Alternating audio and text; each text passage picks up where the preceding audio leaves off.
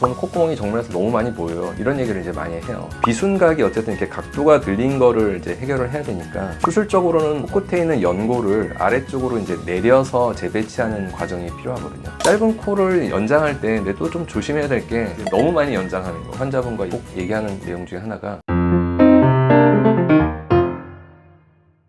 보통 이제 들창코라고 얘기를 하면 콧구멍이 많이 보인다, 짧다, 들렸다 이런 표현을 많이 사용하는데 오늘은 이제 사례를 보고 설명을 드리려고 해요. 사례를 보시면 이런 분이 병원에 방문하시면 저는 콧구멍이 정면에서 너무 많이 보여요. 이런 얘기를 이제 많이 해요. 콧대가 이미 어느 정도 높이를 갖고 있거나 불만이 없는 분들은 코끝 성형만 하는 것도 가능하다 이렇게 보시면 되고, 낮은 콧대까지 이제 해결을 하기를 원할 때는 콧대를 높이고 코끝을 이제 같이 동시에 내리는 수술을 하게 되거든요. 비순각이 어쨌든 이렇게 각도가 들린 거를 이제 해결을 해야 되니까 수술적으로는 코끝에 있는 연골을 아래쪽으로 이제 내려서 재배치하는 과정이 필요하거든요. 연골을 재배치한다는 의미는 콧날개 연골이 그 위에 있는 연골과 이렇게 붙어 있는데, 붙어 있는 부분을 박리해서 분리를 시킨 다음에 아래쪽으로 내리게 되죠. 그 다음에 다시 올라가지 않게끔 위의 연골과 아래 연골 사이에다가 이제 연골을 채워서 각도를 이제 내리는 수술을 이제 시행을 해야 되거든요. 그래서 이런 경우는 이제 콧대도 약간 같이 살짝 세운 경우인데, 이제 이 비순각을 결국 이제 내리기 위해서 코끝 연골의 위치를 이 위에서 이제 아래로 이렇게 내리는 거죠. 많이 사용하는 연골 이식 방법은 역회전 이식이라고 해서 콧날개 연골과 그 비중격 사이를 연결하는 방법을 통해서 코끝을 내리는 수술이 이제 가능하다. 두 번째 사례도 사실은 이분은 좀 비주퇴 쪽도 조금 많이 더 동반된 경우거든요. 평한 위치 관계가 아니라 조금 더 이렇게 위로 올라간 이런 형태가 돼 있고, 콧구멍이 어쨌든 조금 많이 이렇게 들려 보이는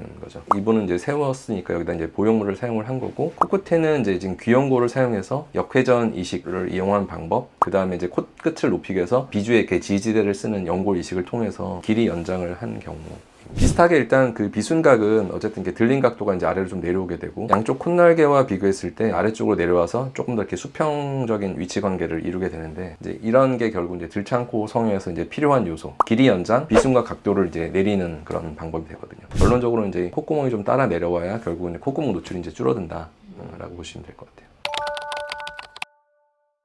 저는 사실 이제 제일 많이 사용하는 거는 이제 귀연골을 사용해서 수술하는 경우가 가장 많고, 그렇지 않은 경우는 이제 비중격과 귀연골을 좀 같이 사용하는 경우. 근데 처음 수술에서는 이렇게 들린 코를 내리기 위해서 늑연골까지 쓰는 경우는 많지는 않거든요. 근데 이제 뭐 상담하다 보면 이제 다른 병원에서 늑연골을 쓰자고 했다 얘기하는 경우도 있고, 그게 이제 귀연골만 써서 가능하겠느냐 의심 반 해서 이렇게 물어보시는 경우가 많아요. 근데 이제 재료의 선정은 어떻게 보면 이제 의사마다 선호하는 재료가 사실 틀릴 수 있거든요. 근데 재수술인 경우는 좀 다르거든요. 이미 그 과거에 수술에서 귀연골이나 비중격이 사용됐을 수가 있잖아요. 그래서 이미 귀연골을 뗄 수 없는 상황일 때는 이제 그 연골은 이제 포기해야 되는 거고, 그 다음 순서에 해당되는 연골을 쓰게 되는 거죠. 근데 이제 들창코 수술에서 굉장히 그 비중격 쓰는 거에 대해서는 제약이 많아요. 왜냐면 이제 코어가 짧다는 것 자체가 어떻게 보면 원래 코에 들어있는 비중격도 이미 작은 상태일 거다라는 전제가 있는 경우가 많기 때문에 실제로 이제 비중격을 쓸 수 있는 경우가 많지가 않고, 오히려 이제 비중격을 조금 보존한 상태에서 나머지 연골을 이제 이식해서 이제 늘려줘야 되는 상황이 되거든요. 그럼 이왕이면 처음 수술할 때 안전하게 늑연골을 쓰면 제일 좋은 거 아닌가? 그게 이제 생각하기에 따라 다른 것 같아요. 재수술을 오히려 안 하기 위해서 처음부터 늑연골을 과감하게 쓰는 게 좋다 이런 의견도 있을 수 있고, 처음부터 늑연골을 쓰는 거는 너무 좀 무리한 수술이다라는 생각이 있을 수 있거든요. 근데 저는 약간 그 두 번째 생각에 좀 더 많이 그 공감하는 편이에요. 가능한 선에서 귀연골이나 비중격을 좀 많이 쓰는 스타일이죠. 짧은 코를 연장할 때 근데 또 좀 조심해야 될 게 너무 많이 연장하는 거. 자연스럽게 하려면 필요 이상으로 비순각이 너무 작아질 필요는 없거든요. 환자분과 꼭 얘기하는 내용 중에 하나가, 들린 걸 내리려면 피부가 이제 아래쪽으로 늘어나야 되잖아요. 그러면 높이를 많이 세우려고 욕심을 갖게 되면 많이 내리기가 힘들어질 수 있거든요. 물론 이제 피부가 충분히 여유도 있어서 가능한 사람도 있지만, 그렇지 않은 경우도 있기 때문에 높이에 대한 부분을 제한을 해야 될 필요가 있다라는 걸 이제 설명을 드리죠.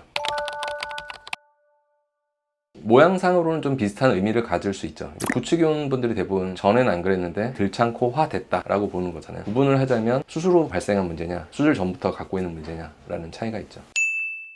들창코 성형에서 결국 제일 중요한 거는 코끝 연골을 잘 박리해서 위에서 아래쪽으로 내려서 재배치를 하는 거. 두 번째는 그 재배치한 코끝 연골이 다시 위로 올라가지 않게끔 잘 해주는 거. 그거 두 가지가 잘 되면 수술 후 좋은 결과를 얻을 수 있습니다.